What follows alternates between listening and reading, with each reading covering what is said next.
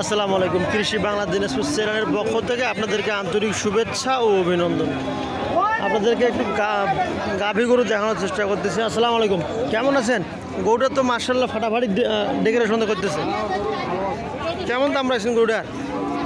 দাম তো করছে 70 বয়স কি আছে? 72 করেছিল, এখন কত করতেছে? এখন 70 2000 লস হয়ে গেল তাহলে। বর্তমান দাঁত কেবল বের হয়েছে আর কি। 70-72 দেখতেছেন গরু মাশাআল্লাহ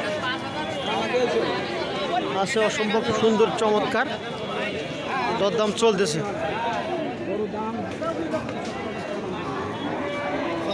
দেখতেছে বিভিন্ন দাম করতেছে আর কি।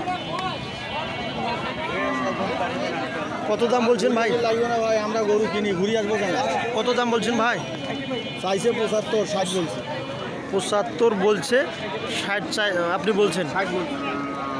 দেখতেছেন গরু কটা কিনছেন ভাই? গরু কিনছি আজকে বেশি দিন নাই, 3টে কেনা হয়েছে। হ্যাঁ, 3টে কিনছি, 3টে বেচছি। বাজার কীরকম আজকে আছে? বাজার ড্যামে আছে ভাই, বাজার খুব একটা ভালো না। বাজার যেটা আছে ডাউন, স্বাভাবিক। স্বাভাবিক বাজার আছে। এখানে কোনো বাজারে গরু কিনলে ক্ষতি নেই, লস হয় না। লস হবে না।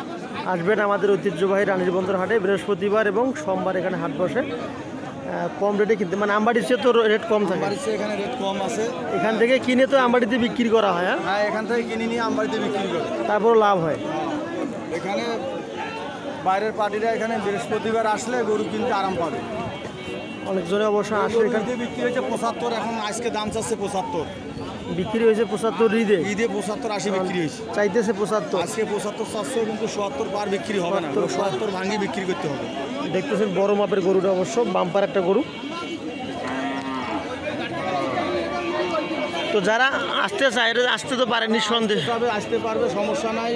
আমাদের কাছে আসলে ভাইকে একটু গরু কিনতে পারবে, গরু কিনে নিয়ে যাইতে পারবে। ভাইকে একটু চিনে রাখেন। ভাইয়েরা আসবেন অবশ্যই আমাদের রানীবন্দর হাটে, গরু কিনবেন, দেখে শুনে কিনবেন, সমস্যা নেই। একটু সময় করে, কোনো তামসাবাজি গালাবাজি কোনো কিছু নাই। ওরা আমাদের কাছে আসলে নিরাপদে থাকতে পারবে, সমস্যা নেই।